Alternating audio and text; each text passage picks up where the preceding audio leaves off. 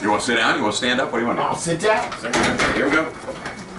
I'm here with Bob Steele, the infamous Bob Steele from. Ruh-roh. Okay, give me for the YouTube viewers. Tell us where you've worked. Oh my God! It would take half hour. Give us a quick resume. All right. I remember him from Arrow 94.7. 94.7 the Arrow. QSR in Baltimore. Yeah. PGC in DC, and just about every AM station. WBIG in DC. Worked at More 94 in Nassau in the Bahamas. Wow. Worked at SPK in Poughkeepsie, New York. Worked in the city. It's been up and down the Eastern Seaboard for about 45 years. I actually worked at Mutual Radio with Larry King. Wow. Before he was a TV guy. So I was his operations manager there. so been around, been there, done that, got the t-shirt and used it for a dipstick. Okay, very cool. Very a lot cool. of fun, man. It's amazing talking to some of you radio guys and all the different stations you've worked at. You know, I mean, all those people that worked at in Northern Virginia, the old Wheel and Weem and whatever, Lynx and Sure. oh good. It's like everybody's worked everywhere. You know? And then of course everybody had to work at WYRE in Annapolis. WYRE, right? Oh yeah, Voice of the Bay. That was a good one. Good old 810. They were a great station. They were a kick butt station. Yeah, Steve Kingston programmed it when I was there. And Steve, I ended up programming the station. Steve calls me up. Does he still own it? Does he still own it? No, I don't think so. He owns the R&R, right? Right. Yeah. And he had at one time he had CEI and CEI. Yeah. But he called me up and he says, "Get out of my chair." I said, "What are you?" He says, "Get out of my chair." So I'm at Winks and I'm an assistant PD there early in my career, and he calls me up and he says, "Get out of my chair." This when he was at T100 in New York, and I said, "You already pulled that. I'm not doing that." He says, "No, I'm seriously. I'm outside. I got one of my guys." I can see you. Yeah, it's one of the Z100 jocks in Kingston. We're in the parking lot, so that was fun. Steve's a great guy. I love him to death. He really gave me a chance, and he's one of those guys that says, why are you doing that stuff? When you're early in your career and you're trying to find that voice, the perfect voice. The perfect voice. He says, and you have a good voice. Well, he says, "Well, I hired you for." Why are you trying to do this, all this other stuff? He says, "I hired you for what you sound like." And I went, "Oh, light bulb goes off." Yeah, duh. All of a sudden, after that many years or months, you finally find that niche that makes you where you need to be. Yeah, you have a good voice for like rock radio, I think, classic rock. Done that for a while. Yeah, did that for a while. Yeah. But you can do country. You can do anything. Yeah. I've done country. I've done classic. I actually done classical. Oh really? What classical? It was a that was Beethoven. Oh yeah. Oh my God. And if you want it, well, we got the firemen come in. There you go. You look on the corner to the point. Programming it corporately. If they program DC 101 as a DC station, I made it DC sounding again. That's the unique thing they have. Great bands. You're exactly and they're right. Not playing local stuff. They got their unique thing. That's the one thing they can do that nobody else can do, and they're not doing it, right? And I watched CBS shoot themselves in the foot so many times when they disassembled Arrow, and I just went, "You guys you're missing the boat." Yeah. When Christy was there, she had a lot of talent and really had some big brass ones. So I loved her. She did a 4-matic clock one time just before she left, and I went in. I was her music director. Went in and said, "You're out of your freaking mind.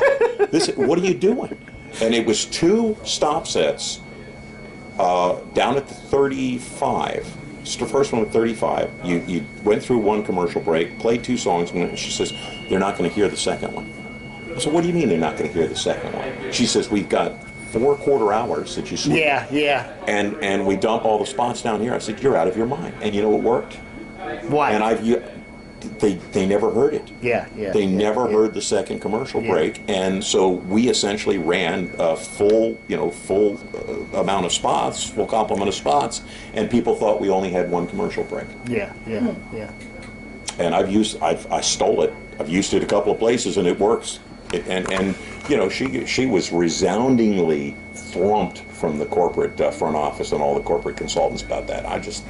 She was just brilliant. Last I heard, she was down in Houston. Okay, everybody at WGMD not necessarily agree with it or not yet? No, I know the Socialist Republic of Obama bin Laden. May God help us all. Yeah. And then when Trump came through, we got some stuff. Trump, make America great again. That's from the. Some of it's theater of the mind.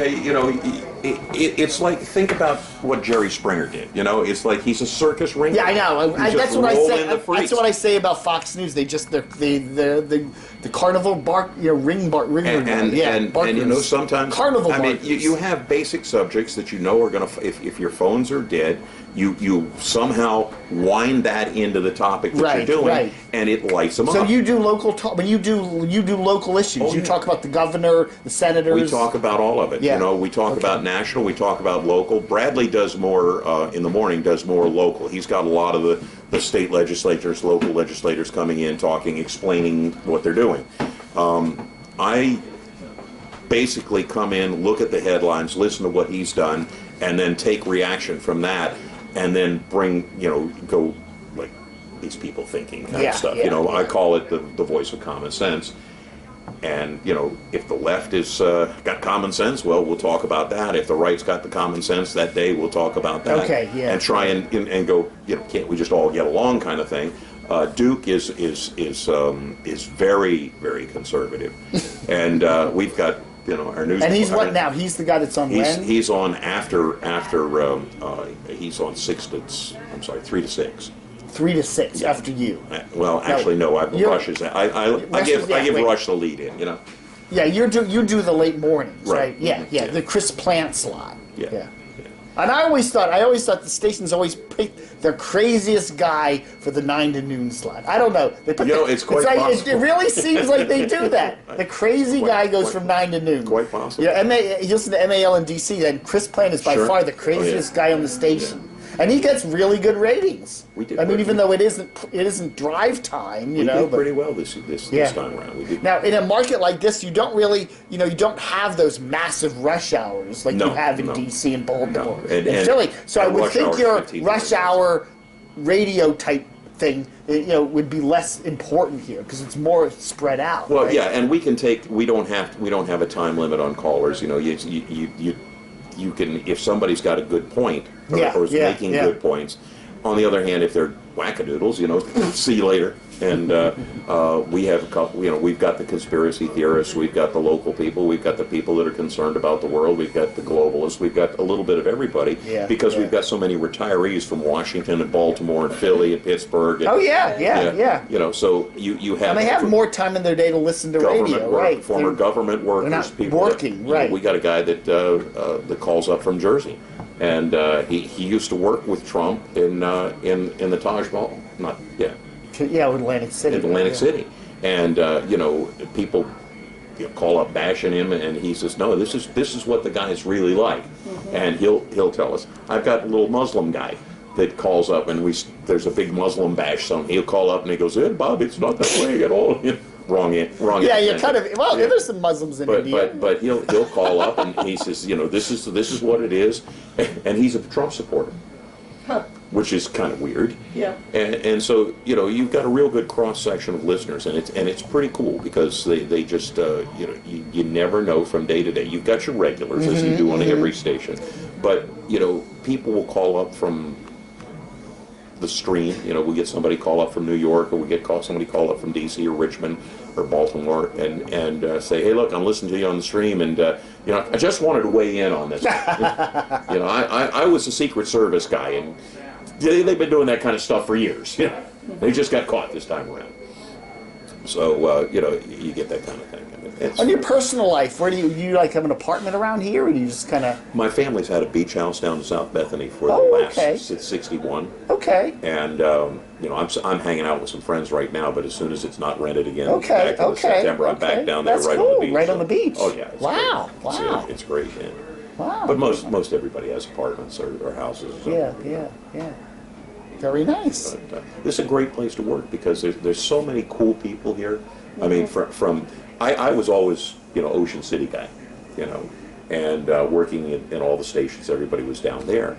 But this is the first time I've been up here, and Rehoboth and Dewey and Lewis, just an incredible artsy-fartsy community. It's like Georgetown used to be. Yeah.